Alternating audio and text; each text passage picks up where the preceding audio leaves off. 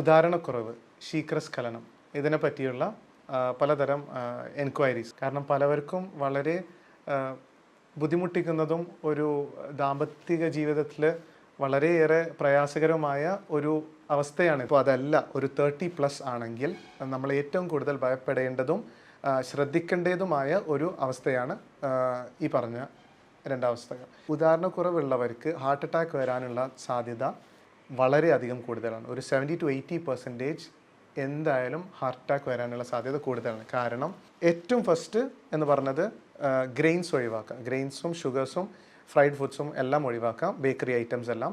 30 ശേഷമുള്ളവരാണെങ്കിൽ പ്രത്യേകം ശ്രദ്ധിക്കുക. Life style നല്ലോണം മാറ്റുക.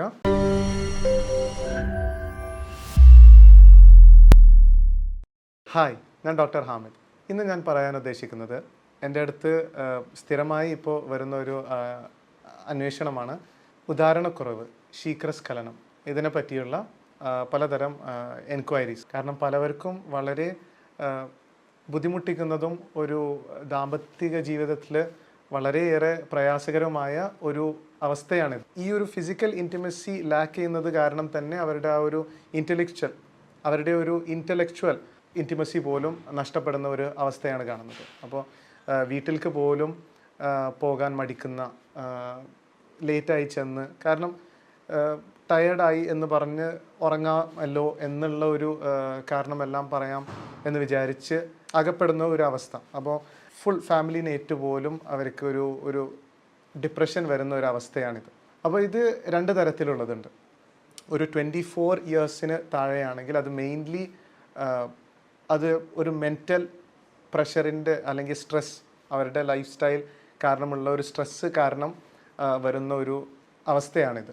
അപ്പോൾ അത് മെയിൻലി നമ്മൾക്ക് ഒരു സൈക്കോളജിസ്റ്റിനെ തന്നെ കണ്ട് പ്രശ്നങ്ങളൊക്കെ പറഞ്ഞ് പരിഹരിച്ച് തീർക്കാവുന്ന ഒരു കാര്യമാണ് ഈ ഒരു കണ്ടീഷൻ. ഇപ്പോൾ അതല്ല ഒരു 30+ ആണെങ്കിൽ നമ്മൾ ഏറ്റവും കൂടുതൽ ഭയപ്പെടേണ്ടതും ശ്രദ്ധിക്കേണ്ടതുമായ ഒരു അവസ്ഥയാണ് ഈ പറഞ്ഞ രണ്ടവസ്ഥകൾ. കാരണം പുരുഷ ജനനേന്ദ്രിയം, ഒരു പെനിസ് എന്ന് പറയുന്നത് ഒരു ബലൂൺ പോലെയാണ്. അപ്പോൾ നമ്മൾക്കറിയാം അതിൽ നിന്ന് ഒരു എൻട്രി ഹോളുണ്ട്. അപ്പോൾ അതിൽ രക്തോട്ടം വർദ്ധിക്കുന്നത് കൊണ്ടാണ് അതിൻ്റെ ആ ഒരു സൈസ് ഇൻക്രീസ് ചെയ്യുന്നതും അതിൻ്റെ ഒരു സ്ട്രെങ്ത് കിട്ടുന്നതും. എന്നാൽ നമ്മൾ ഈ ബലൂണിൻ്റെ പൈപ്പിൻ്റെ ഒരു സൈഡിൽ ഒരു ബ്ലോക്ക് വെച്ചിട്ടുണ്ടെങ്കിൽ അത് കറക്റ്റായിട്ട് പ്രവർത്തിക്കില്ല, അത് കറക്റ്റായിട്ട് വീർക്കില്ല. അതേപോലെ തന്നെയാണ് ഈ ഇന്ദ്രിയവും. നമ്മൾക്ക് എല്ലാവർക്കും അറിയാം ഹാർട്ട് ബ്ലോക്ക് എന്നുള്ളത്. അതേപോലെ തന്നെ ഇവിടെയുള്ള ഒരു ബ്ലോക്ക് കാരണം തന്നെയാണ് പ്രീമച്യൂർ ഇജാക്കുലേഷൻ അല്ലെങ്കിൽ ഉദാഹരണക്കുറവ് എല്ലാം ഉണ്ടാവുന്നതിന് കാരണം. അപ്പോൾ എന്തുകൊണ്ട് ഇത് ഭയപ്പെടണം എന്ന് ചോദിച്ചാൽ, ഉദാഹരണക്കുറവുള്ളവർക്ക് ഹാർട്ട് അറ്റാക്ക് വരാനുള്ള സാധ്യത വളരെയധികം കൂടുതലാണ്. ഒരു 70 to 80% എന്തായാലും ഹാർട്ട് അറ്റാക്ക് വരാനുള്ള സാധ്യത കൂടുതലാണ്. കാരണം ഈ ഒരു ഭാഗത്ത് ബ്ലോക്ക് ഉണ്ടെങ്കിൽ എന്തായാലും ഹാർട്ടിൻ്റെ സറൗണ്ടിങ്ങിലോ അല്ലെങ്കിൽ തൊട്ടടുത്തുള്ള ബ്ലഡ് വെസൽസിലോ ബ്ലോക്ക് ഉണ്ടാവാൻ സാധ്യത കൂടുതലാണ്. അപ്പോൾ ബ്ലോക്ക് എന്ന് പറയുന്നത് എപ്പോൾ വേണമെങ്കിലും പൊട്ടാം. ഈ ഒരു ബ്ലോക്ക് പൊട്ടി അതിലുള്ള ചലം എല്ലാം രക്തത്തിൽ വന്ന് കട്ടിയായി ഒരു കട്ടിയായി വന്ന് ബ്ലോക്ക് ആവുമ്പോഴാണ് ഹാർട്ട് അറ്റാക്ക് വരുന്നത് അല്ലെങ്കിൽ സ്ട്രോക്ക് വരുന്നത്. അപ്പോൾ ഉദാഹരണക്കുറവും ഹാർട്ട് ബ്ലോക്കും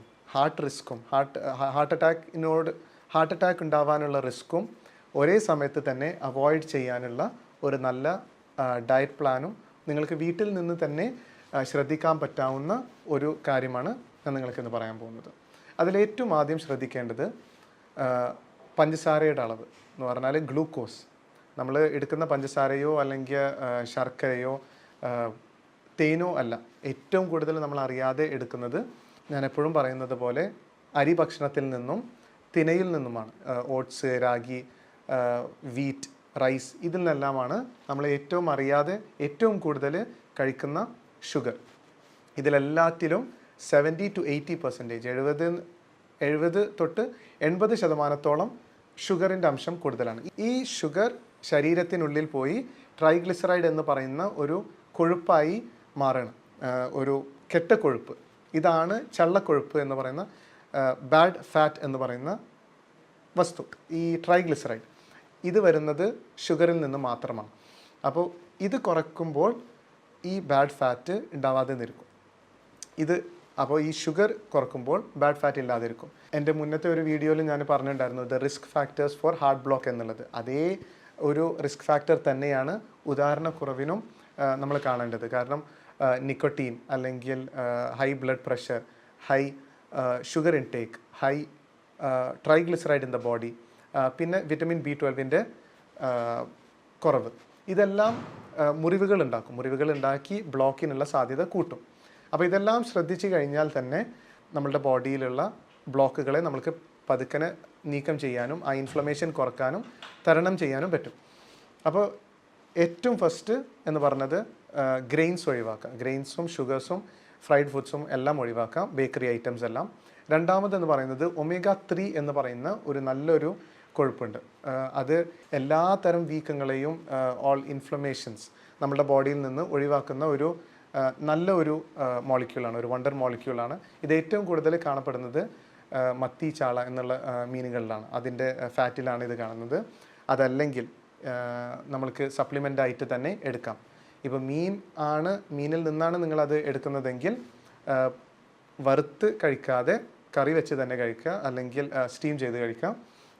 അല്ലെങ്കിൽ വറുത്ത് കഴിഞ്ഞാൽ അതിൻ്റെ സ്ട്രക്ചർ മാറിക്കഴിയും. അപ്പോൾ omega-3 ഗുണം നമ്മളുടെ ശരീരത്തിന് ഇല്ലാതായി പോവും. അപ്പോൾ പിന്നെ ഒന്നുള്ളത് ബീട്രൂട്ടും പൊമഗ്രനേറ്റ് ജ്യൂസും. ബീട്രൂട്ടും പൊമഗ്രനേറ്റ് ജ്യൂസും എന്ത് ചെയ്യുമെന്ന് വെച്ചാൽ, ബീട്രൂട്ടിൽ പലതരം രക്തക്കുഴലിനെ റിലാക്സ് ചെയ്യുന്ന ഒരു കോമ്പൗണ്ട് ഉണ്ട് ബീട്രൂട്ട് ജ്യൂസിൽ. എന്ന് വെച്ചാൽ L-ആർജിനിൻ എന്ന് പറയുന്ന ഒരു കോമ്പൗണ്ട് ഉണ്ട്. അത് രക്തക്കുഴലിനെ നല്ല ലൂസാക്കി രക്തത്തിനെ ഫ്രീ ആയി ഓടാൻ വിടും.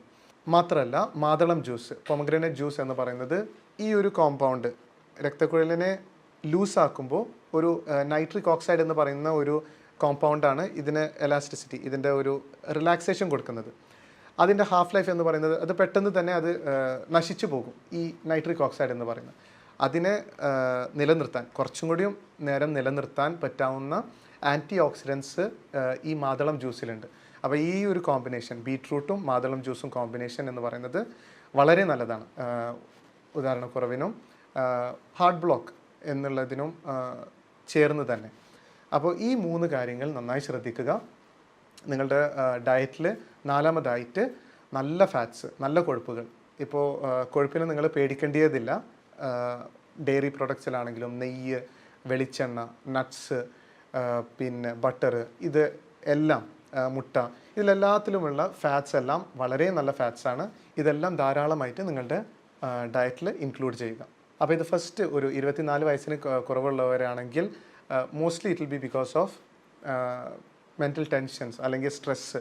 ഇതൊക്കെ മാനസിക സമ്മർദ്ദങ്ങൾ കാരണം തന്നെ ആയിരിക്കാം ഇതിൻ്റെ ഉദാഹരണക്കുറവിൻ്റെ ഒരു മൂല കാരണം. അതിനുള്ള സൈക്കോളജിസ്റ്റിനെ കാണാം. 30 ശേഷമുള്ളവരാണെങ്കിൽ പ്രത്യേകം ശ്രദ്ധിക്കുക, ലൈഫ് സ്റ്റൈൽ നല്ലോണം മാറ്റുക. ഒന്നുകൂടി B health aware, B conscious about your health and take care. കാരണം ഇത് നിങ്ങളുടെ ദാമ്പത്യ ജീവിതത്തെ മാത്രമല്ല ബാധിക്കുന്നത്, നിങ്ങളുടെ തന്നെ ജീവിതത്തെ.